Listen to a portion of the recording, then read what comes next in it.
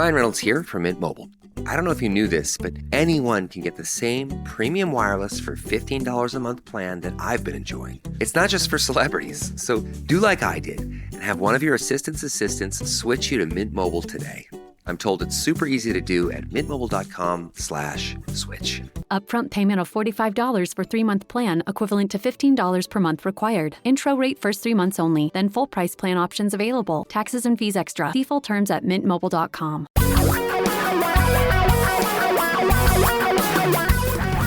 Reality radio for a really great future.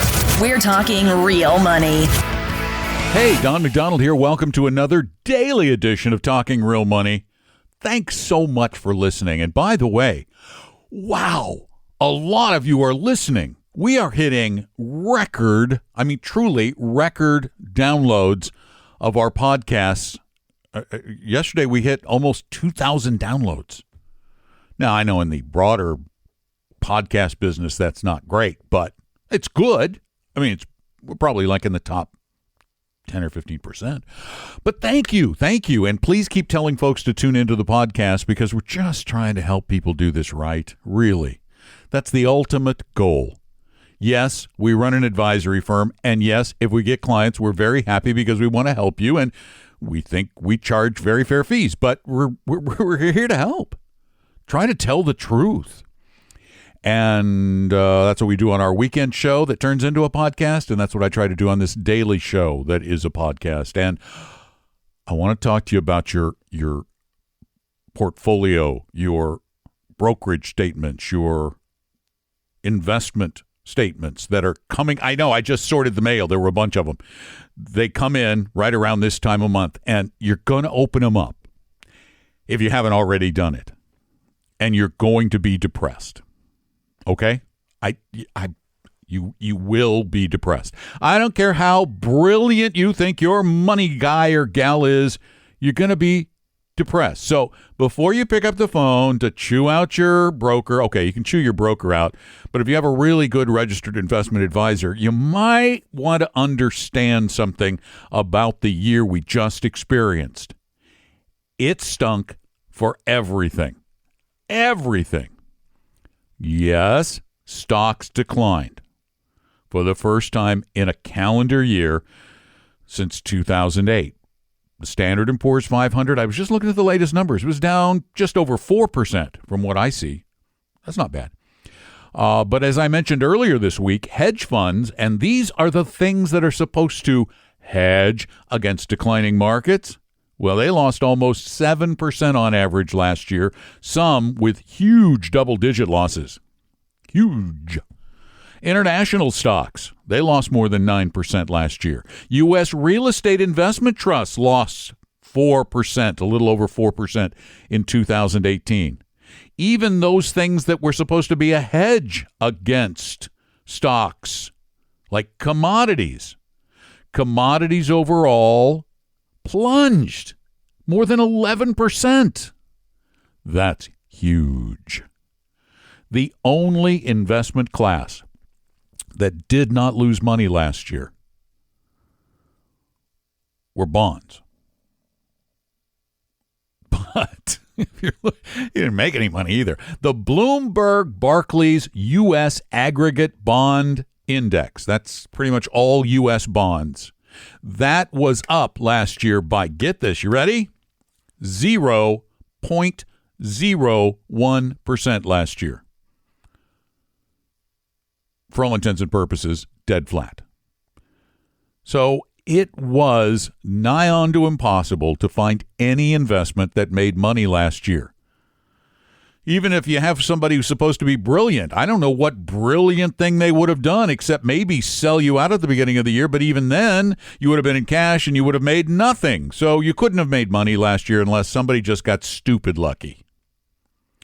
So what it comes down to is if you only lost a little, let's say you had a 60-40 portfolio and you lost less than 4% or 3%, 50-50, you did really well. And then here's the other thing, and I cannot say this enough. 1 year means nothing if you have a longer-term investment strategy. And by longer term, I don't even mean 20 years. I mean 5 or 10.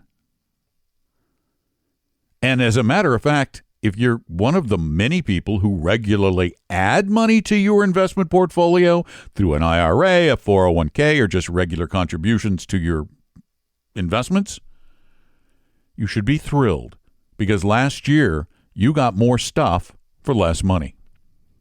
Okay? We take your calls on this podcast. We don't take them directly on the podcast. You call them in, and then we answer the questions on the podcast. Or I do. Royal we.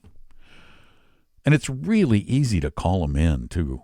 855-935-TALK is the phone number. 855-935-8255. 24 hours a day, 7 days a week. So in the middle of the night, you wake up, you go, oh, I meant to ask that. Well, call 855-935-TALK and ask it.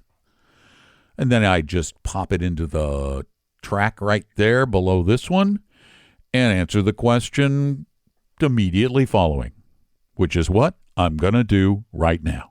Hello, listening to your show and podcasts. I never hear anyone ask a question about robo-advisors. So I'm wondering what you think of this robo-advisor thing. It seems like it could be a good way to keep your portfolio balanced to your risk tolerance, and it'll do it on, all the time, and it'll just automatically do it for a very low fee. But yet your show, or many other shows I listen to, just doesn't have anything about robo-advisors. What do you think? Robo-advisors? What do you think? What do I think? What do I think about robo-advisors? Oh, I think there are good ones and there are bad ones, like everything else. Concept's great. It really is. Concept's great. And it really shouldn't cost much, although some of them cost a lot more than I think they should cost. I mean, a robo-advisor at 0.5% a year who isn't providing true personalization and hand-holding, and shoulders to cry on, that kind of thing, that gets high. That gets a little pricey. And I'm not sure how successful the business model is going to be for a lot of them, so we could see some dropping by the wayside. But as a way to build a well-diversified portfolio and then rebalance that portfolio for someone who is psychologically fit to be an investor, and that's not all of you, it's a good thing. It's a good thing. I can't pick one yet because, I really don't know who's going to be here, and I haven't tried them myself. But I love the idea of very low-cost ETFs or mutual funds that are rebalanced regularly.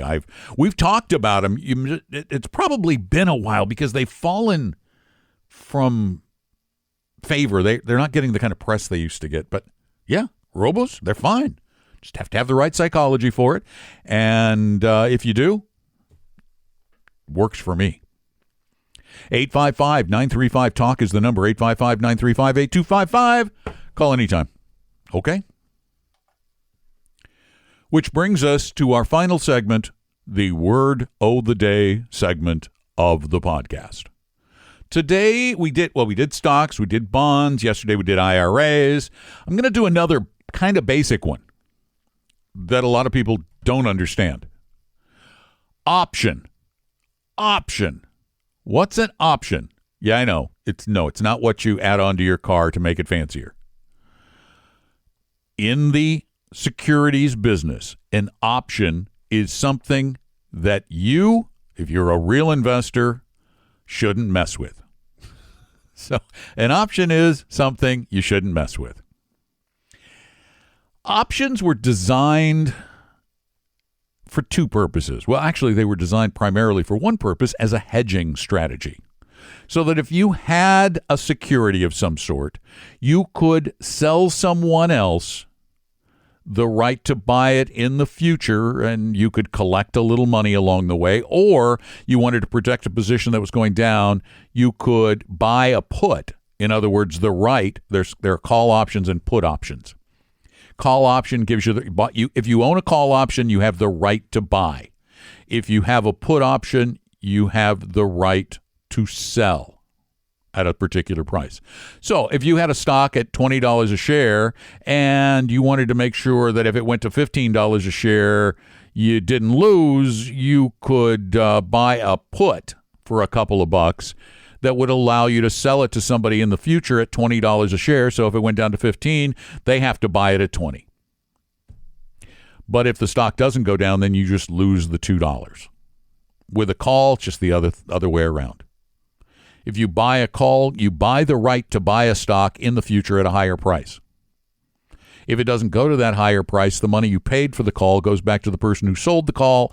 They get to keep it, thus kind of hedging their position a little bit. The real intent of these, though, has become gambling. They're a means by which, if you buy a call, you can bet on whether a stock is going to rise or not. People don't exercise their call options very often. Generally, what they do is they buy a call because you can get it for, $20 stock. You can get a call for $2, and if it goes up, you get almost a gain that's commensurate with the rise in the stock. So they become gambling tools. You don't want to be gambling with your hard-earned long-term investment money. So the actual definition of options is stay away from them.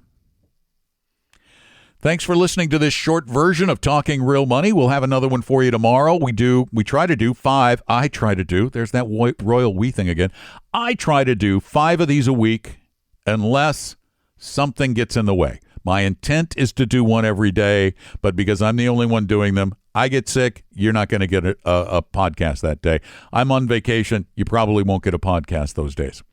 Otherwise, you're going to get a lot of them, and I'd love to hear from you. I'd love to hear what you think of them. If you have ideas you'd like to share, go to talkingrealmoney.com. There's a form you can send in to give me some ideas. You can also ask questions there. You can also call me at 855-935-TALK, 855-935-8255. And there's a ton of other great stuff at talkingrealmoney.com that you probably haven't even found yet. Just go explore. There's a risk quiz. There's advisor interview forms. There's the advocaps. Check those out. Those are pretty cool.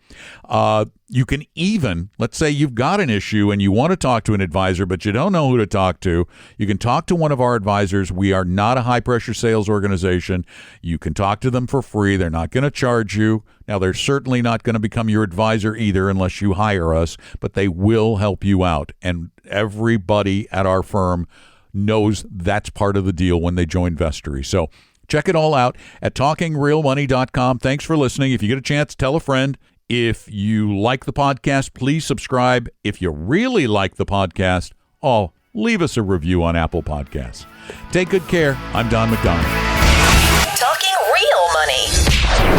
We hope you realize that the information provided on Talking Real Money is for educational and hopefully enjoyable purposes only. Providing personalized financial planning or investing advice takes time, so please consult with a really good fee-only fiduciary investment, tax, or legal advisor. We know a good one. Investing must always involve risk. In other words, you can and probably will lose money at times. Also, as much as you want it, no one can accurately, consistently predict the future. So past performance doesn't tell you a darn thing about what the future will bring. Unlike many other programs that say something similar, Talking Real Money is not trying to get you to buy or sell any financial products or securities. Instead, the program is provided as a public service by Vestory, a fee-only registered investment advisor. Thanks for listening, and please visit talkingrealmoney.com for more information and disclosures. Are we done now?